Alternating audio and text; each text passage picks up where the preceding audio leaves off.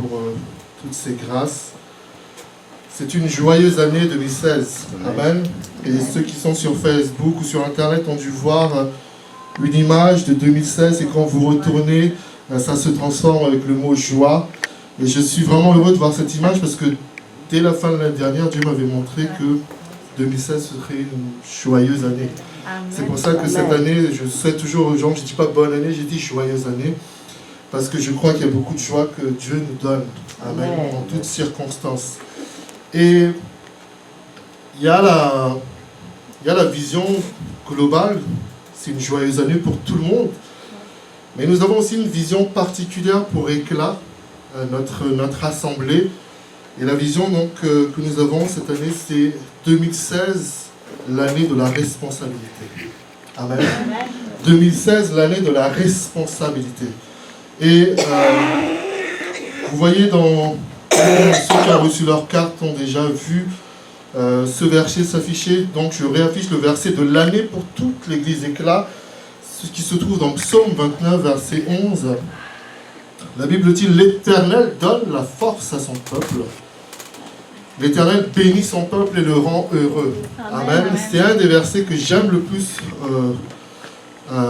dans la Bible. Et ça, c'est facile à retenir. Vous retenez Jérémie 29, 11, vous retenez Psaume 29, 11. Amen. L'Éternel donne la force à son peuple. L'Éternel bénit son peuple et le rend heureux. C'est-à-dire qu'il y a plusieurs étapes. L'objectif de Dieu est de nous rendre heureux. Amen. L'objectif de Dieu est de nous bénir, de nous donner de la force par rapport à notre projet. Dans cette année 2016 de responsabilité, nous allons voir tout au long de l'année, à travers différents messages, ce que signifie la responsabilité. Nous avons besoin d'être fortifiés par le Seigneur. Amen. Nous démarrons cette année 2016 et on se souhaite, dès le message du premier dimanche 2016, on a parlé de résolution, n'est-ce pas? Quand c'est le début d'année, on parle toujours de résolution, d'engagement que nous voulons prendre, n'est-ce pas? Et on se met la pression. On s'est dit, mais j'ai raté des choses en 2015, je devais réussir, je n'ai pas réussi. Et il faut que je change. Et donc on prend des résolutions, on dit, il faut que ça change en 2016. Et le temps passe avec l'hiver, avec les habitudes, avec tout ce qui nous entoure. Et on se trouve toujours avec les mêmes problèmes parce qu'on a rien ne change. Et on commence à désespérer, on commence à déprimer parce qu'on se dit, ça ne changera jamais. Mais là, Dieu nous dit aujourd'hui que l'Éternel donne la force à son peuple. Amen. La force de changer, la force d'aller plus loin dans nos projets. La force de devenir responsable. C'est Dieu qui nous la donne. Notre démarche est de puiser notre force auprès de lui. Ésaïe chapitre 40, verset 11 dit ceux qui se confient, c'est pas verset 11, excusez-moi, c'est Ésaïe 41, ceux qui renouvellent leur force, ceux qui se confient en l'Éternel, renouvellent leur force. C'est dans Ésaïe 41. Et ils sont renouvelés comme l'aigle, n'est-ce pas? Et donc, partez dans l'idée cette année que tous les projets que tu as à cœur, tu peux l'accomplir parce que Dieu te donne la force. Amen. Et tu réussis parce que Dieu te bénit. Et tu es heureux parce que Dieu te rend heureux. Amen. Vous savez, des fois on réussit un projet, on est tellement fatigué, on n'a même plus la force d'être heureux. Tu as réussi, bravo. Ouais, c'est bien. Il est vraiment beau, elle est belle ta voiture. Je suis tellement fatigué, j'ai même pas le temps d'être heureux avec. N'est-ce pas? On fait beaucoup d'accomplissements. Mais Dieu nous donne 3 étapes. La force d'accomplir les choses. La bénédiction, le succès dans ce que tu es en train d'entreprendre. Amen. Et le bonheur que tu en retires. Amen. Amen. Parce que tu travailles, Dieu veut te faire jouir du bonheur. C'est pour ça que nous avons vu dès le premier dimanche de janvier, je rappelle, Job chapitre 22, au verset 21 à 29, nous avons dit, Job chapitre 22, 21 dit, « Attache-toi donc à l'Éternel, et tu auras la paix. Et tu jouiras ainsi du bonheur. » Et quand vous allez plus loin, au verset 26 et 29, au 29, ils disent « À tes résolutions répondra le succès. » Amen. On va regarder quelques définitions. Que veut dire responsable? Je pense que vous connaissez tous, mais rappelez quelques définitions des dictionnaires Larousse, par exemple. Alors, que veut dire responsable? Responsable veut dire qu'il doit rendre de compte devant une autorité de ses actes ou des actes de ceux dont il a la charge. Les parents, par exemple, sont responsables des dommages causés par leurs enfants mineurs. Quand tu es responsable, tu as des comptes à rendre. Amen. Un responsable de département a des comptes à rendre à son supérieur. Un chrétien a des comptes à rendre à Dieu. Un enfant a des comptes à rendre à son Père éternel et à ses parents. Amen. La première chose, donc, quand on est responsable, c'est qu'on a des comptes à rendre à Dieu et à ceux que Dieu met dans nos vies. Quand tu es responsable, tu dois rendre des comptes à tout moment. Même si tu es par exemple chef d'entreprise, c'est toi le patron, tu as quand même des comptes à rendre aux impôts. N'est-ce pas? Il y a toujours une autorité à qui tu dois rendre des comptes. Et c'est ça être responsable, parce que tu ne peux pas fuir certaines choses. Obligatoirement, tu dois rendre des comptes. Responsable aussi veut dire qui a la charge d'une fonction. C'est l'appel que tu as. Tu es responsable de ton appel. Amen. Que ce soit dans un département, que ce soit dans ta famille, tu es père de famille, tu es responsable de ta famille. Tu es mère de famille, tu es responsable de ta famille, de tes enfants. Responsable veut dire aussi qui est réfléchi, sérieux, qui prend en considération les conséquences de ses actes. Amen. Être responsable veut dire qui est réfléchi. La Bible dit que celui qui réfléchit sur les choses trouve le bonheur. C'est dans Proverbe. Vous connaissez ce verset? Celui qui réfléchit sur les choses trouve le bonheur. Aujourd'hui, si tu fais des choses sans réfléchir, non seulement ça ne t'apporte pas le bonheur, mais ça peut t'apporter un malheur. Le malheur. N'est-ce pas? Donc, être responsable, c'est qui prend en considération les conséquences de ses actes, qui est sérieux, réfléchi. Je vais prêcher tout au long de l'année 2016 sur ce thème, parce qu'il est riche. Et nous sommes déjà dans un temps avancé aujourd'hui, et je vais pas prendre beaucoup de temps. Mais rien que sur le fait d'être sérieux, ça prend tout un message. Amen. Être responsable veut dire être sérieux dans ce que tu fais, dans tes décisions, dans tes choix. Amen. Dieu nous demande d'être sérieux cette année, dans cette année de responsabilité.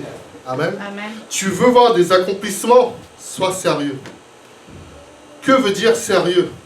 Sérieux veut dire être précis, avoir des objectifs, travailler pour la réussite de tes objectifs, planifier les choses. Amen.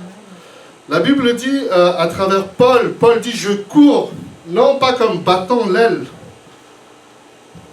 Tu cours comme ça, tu bats, mais pour gagner la course. Amen. Il y a une attitude responsable. C'est-à-dire, nous avons commencé l'année avec la prière. La semaine dernière, nous avons vu la parole de Dieu, l'étude de la parole de Dieu. Et prendre ta vie en main, cette année de responsabilité veut dire que ta foi, tu la prends en main. On va arrêter de prier pour toi, simplement tu dois apprendre à prier toi. Amen. Amen. On va arrêter simplement de te partager la parole de Dieu à chaque fois, mais tu dois aussi lire la Bible chez toi. C'est être responsable de ta vie, de ta foi. C'est ça la responsabilité. Et être sérieux dans ton engagement avec Dieu. Tu prends en considération les conséquences de tes actes. Tu sais que si je dis ça, qu'est-ce que ça va produire chez les gens? Ça va produire la joie, la tristesse, la colère, l'envie, la paresse, la motivation. Une année de responsabilité. C'est une année, nous avons dit tout à l'heure, Dieu nous bénit. L'Éternel bénit son peuple. L'Éternel donne de la force à son peuple. Il le rend heureux. Mais l'Éternel attend de l'engagement de notre part. Il ne peut pas miser sur quelqu'un qui n'est pas responsable. Vous connaissez 1 Corinthiens 13, la Bible dit, on parle d'amour. Et Paul dit, quand je n'étais qu'un enfant, je réagissais comme un enfant, je pensais comme un enfant. Et ce même Paul dit dans Éphésiens, que tant qu'un enfant, même s'il est l'héritier, tant qu'il est enfant, il est comme un esclave. Il ne peut pas jouir de son héritage et de ses richesses. Vous comprenez? Il y a un niveau de bénédiction, il y a un niveau d'accomplissement, de succès que Dieu ne peut pas donner à quelqu'un qui n'est pas responsable. Amen. Donc l'année de la responsabilité, c'est aussi l'année où tu grandis dans ta foi. Amen. Où tu grandis dans ton engagement envers Dieu. S'il n'y a pas de responsabilité, on ne peut pas réussir. S'il n'y a pas d'objectif à atteindre, on va toujours tourner en rond. Et puis on va commencer à se plaindre. Après on va commencer à se regarder, c'est à qui la faute? Est-ce que c'est la faute d'un tel, c'est la faute d'un tel? Pourquoi est-ce que ça n'avance pas? La responsabilité touche chacun d'entre nous parce que la responsabilité prend en considération les autres. Amen. Dans la responsabilité aussi, justement, ça peut revêtir un aspect négatif parce que ça peut être l'auteur, le coupable de quelque chose qui doit en supporter les conséquences. Quelqu'un qui est responsable d'une mauvaise gestion, par exemple, c'est une chose dont il faut faire attention. On va avancer.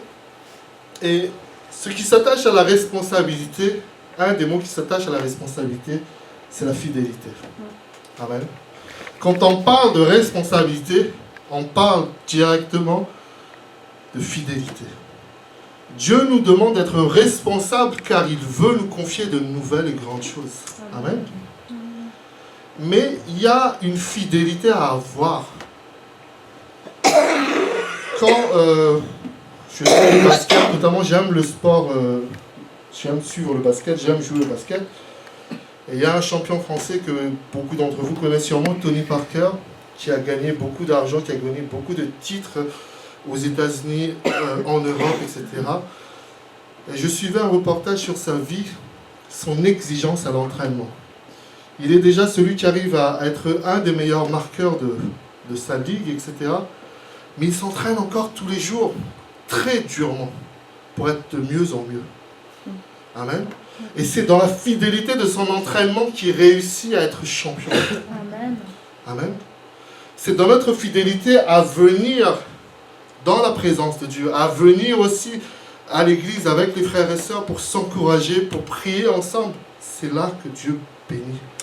C'est pour ça que Dieu dit dans Psaume que la bénédiction coule comme sur la barbe d'Aaron. C'est dans Psaume 133 qui dit « Ah, qu'il est doux et qu'il est bon d'être ensemble, parce que c'est là que Dieu déverse sa bénédiction. » Amen.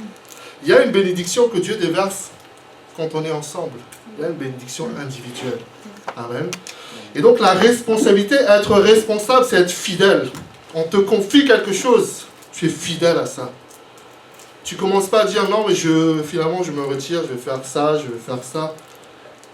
Les gens infidèles veulent tout faire. Et finalement, ils ne savent rien faire. Mais sois fidèle d'abord dans ce que tu sais faire, dans l'appel de Dieu pour toi.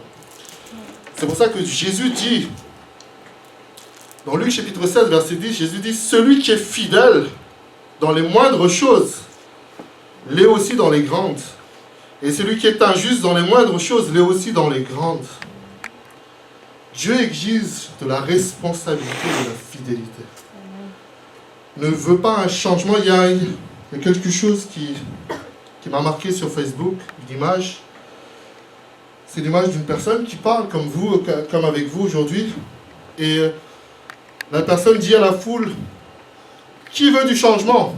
Et toute la foule dit, oui, nous voulons le changement. Il pose une deuxième question, qui veut changer? Personne ne lève plus la main. On ne peut pas vouloir du changement sans vouloir changer. Amen. N'attends pas le changement de ta sœur ou de ton frère pour changer. Commence le changement que tu veux voir produire. Amen. Et ainsi Dieu pourra te dire dans Matthieu 25, verset 23, son maître lui dit, c'est bien, bon et fidèle serviteur. Tu as été fidèle en peu de choses, je te confierai beaucoup. Entre dans la joie de ton maître. Amen. Je suis un témoignage, chers frères et sœurs, de cette parole. Amen. Tu commences toujours petit, professionnellement, dans le ministère. Mais quand Dieu voit ta fidélité, je vous assure que Dieu bénit. Amen. C'est un témoignage vivant, vécu plusieurs fois. Dieu ne ment pas dans sa parole. Quand tu t'engages pour le Seigneur, Dieu s'engage avec toi. Amen. Amen. Mets Dieu dans tes affaires et Dieu s'occupera de tes affaires. Occupe-toi des affaires de Dieu et Dieu s'occupera de tes affaires. C'est ce que j'ai l'habitude de dire. Parce que Dieu est fidèle, parce que Dieu est responsable.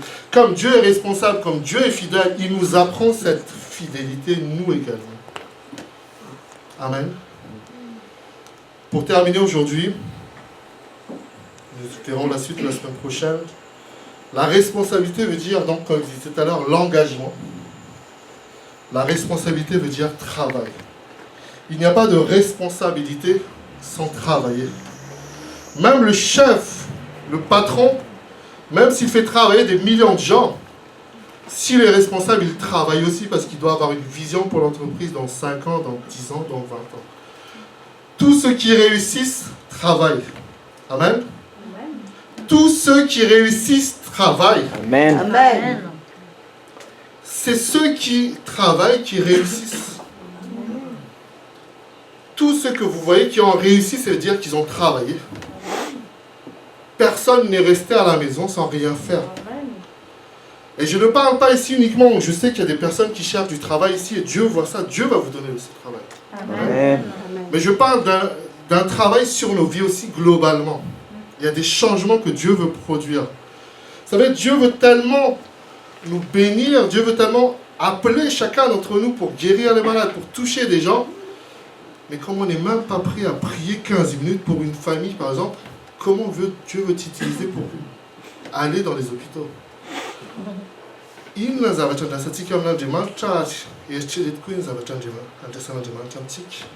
Qu'est-ce que Dieu attend de toi également? Pose-toi la question cette année. Il y a des choses que tu voulais voir accomplir en 2015 dans l'église. Qu'est-ce que tu as fait en 2015 pour l'église? Qu'est-ce que tu veux faire pour l'église en 2016? Est-ce que tu as une vision pour l'église? Ou est-ce que tu viens toujours... Il n'y a pas de sonnerie ici pour 16 heures. Tout le monde est libre de venir à l'heure qu'il veut. Mais Dieu connaît la fidélité de chacun. Amen. Si nous voulons réussir, nous devons être sérieux, être engagés et travailler. Le contexte de cette histoire, on aura l'occasion de l'étudier plus tard dans Agé, chapitre 2, verset 4, le verset qui s'affiche. Maintenant, fortifie-toi, Zorobabel, dit l'Éternel, fortifie-toi, Josué, fils de Josadac, souverain sacrificateur, fortifie-toi, peuple entier du pays, dit l'Éternel, et travaillez, car je suis avec vous, dit l'Éternel des armées. Amen. Le contexte de cette histoire, c'est que c'est le temple qui a été détruit. Le temple a perdu de tout son éclat, le temple a perdu de toute sa splendeur. Le temple a été détruit. Et là, Dieu va lever des gens, Zorobabel notamment, pour rebâtir le temple, pour créer un nouveau temple. Et la Bible dit, quand vous lisez Agé, à la fin, que la gloire du deuxième temple est plus grande que celle du premier temple. Amen. Mais Dieu leur dit, travaillez. La responsabilité, c'est travailler. Amen. Ce n'est pas faire travailler les autres uniquement, mais c'est travailler. C'est travailler pour ta foi, travailler pour les bonnes stratégies, pour ta famille, pour ton travail, etc. Amen. Amen. Dieu attend de nous d'être responsables. Vous connaissez tous la situation, ma situation avec ma femme. Et elle est enceinte et elle veut arriver au terme de sa grossesse et enfanter, n'est-ce pas? Amen. C'est l'objectif de chaque femme. Amen. Et ce qui me touche avec elle, c'est qu'il y a un logiciel qu'elle a dans son téléphone. Tout ce qu'elle mange, elle vérifie d'abord dans le logiciel qu'elle peut le manger. Parce qu'il y a des choses qu'elle ne peut pas manger en tant que femme enceinte. Donc elle regarde son téléphone, on lui sert une salade. Il y a des concombres, est-ce que je peux manger ça? Et ça m'a interpellé, je lui ai dit, je partagerai ça en prédication parce que c'est l'attitude que nous devons avoir dans notre vie chrétienne. Amen. Amen. Nous devons regarder la parole de Dieu. J'ai envie d'insulter un tel. Je regarde, est-ce que j'ai le droit? Non. Non, j'ai pas le droit. Je regarde 10 heures de film et je ne travaille pas, je n'étudie pas, je ne fais rien. Est-ce que c'est dans la parole? Est-ce que j'ai le droit ou pas de regarder 10 heures de film à la suite? Non.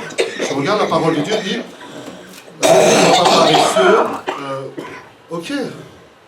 La responsabilité ne doit pas être un mot qui passe. Et c'est pour ça que j'insisterai tout au long de l'année sur ça. Soyons responsables. Faisons attention. Et une femme enceinte sait que quoi qu'il arrive, il y aura aussi des contractions à la fin. Ça fera mal. Amen. Et donc c'est comme dans tes projets. Tu enfantes un projet, quel qu'il soit, une entreprise, un nouveau travail, un nouveau challenge professionnel pour tes études. Tu sais que tu auras peut-être des nausées. La femme enceinte, elle a des nausées à tout moment, elles ne se sentent pas toujours très bien. Mais l'objectif, c'est que ça va enfanter un enfant. Une joie va arriver. Et même Jésus le dit que quand une femme enceinte, son heure vient, elle souffre terriblement. Mais Jésus dit que quand l'enfant est arrivé, sa joie apparaît et elle oublie tout. Jésus le dit, Amen. Vous pouvez le vérifier. Alléluia. Et c'est comme ça dans nos projets. Je suis convaincu que certains ici ont des grands projets pour 2016 que Dieu veut bénir parce que Dieu veut nous rendre heureux. Mais tu dois accepter d'avoir parfois des nausées, des choses désagréables, mais tu sais ce que tu portes en toi. Des fois, tu n'as pas envie de prier, tu n'as pas envie d'aller à l'église. Tout à l'heure, le temps était si triste, une sieste nous ferait tous du bien. Ah oui, amen. Mais je vais m'engager auprès du Seigneur, parce qu'auprès de toi est la source de la vie. Amen. Et je dois être responsable de ma vie, responsable des projets que Dieu me confie. Alléluia. Tu dois être responsable. Regarde la parole de Dieu. C'est pour ça que nous avons étudié la parole de Dieu la semaine dernière. L'important, c'est l'étude de la parole de Dieu. Si je fais la gueule à ma famille pendant 3 mois, est-ce que c'est dans la Bible ou pas? Non. Ok, j'ai pas le droit. Donc je le fais. Je fais pas. Amen. Je suis en train d'écouter n'importe quoi sur Internet ou à la radio. Regarde, est-ce que j'ai le droit ou pas? Non. Aujourd'hui, il y a beaucoup de choses que nous entendons sur Internet, que nous voyons, qui ne sont pas bons pour nous. Donc faisons attention. Amen. Je rappelle ce verset, on va l'afficher à nouveau. Dieu ne nous abandonne pas à nous-mêmes. Dieu nous équipe et nous fortifie. L'Éternel donne la force à son peuple. L'Éternel bénit son peuple et le rend heureux. Amen. Amen. Donc ça veut dire que Dieu va te donner la force d'accomplir tes projets. Amen. Dieu va te bénir pour que ton projet soit un succès. Et finalement, troisièmement, Dieu va te rendre heureux et recueillir les fruits de ton projet. Amen. Marche avec le Seigneur. Dieu est prêt à marcher avec nous. Mais c'est à nous de prendre la décision. Je suis responsable de ma marche avec Dieu. Vous savez, des fois on se trompe.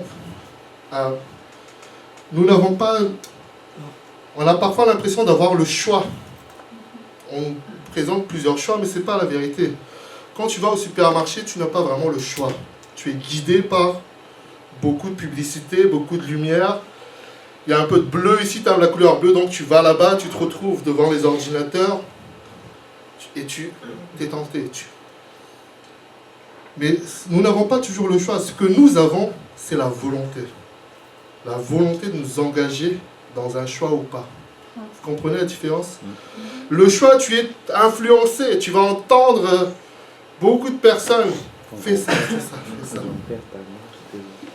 Alléluia, nous allons terminer pour là, aujourd'hui. Nous verrons la suite la semaine prochaine. 2016, année de la responsabilité. Amen. Amen. Dieu veut t'utiliser. On a chanté tout à l'heure, je me livre totalement. Il vient te délivrer si tu apprends vraiment à te livrer à lui. Amen. Alléluia. Prions ensemble.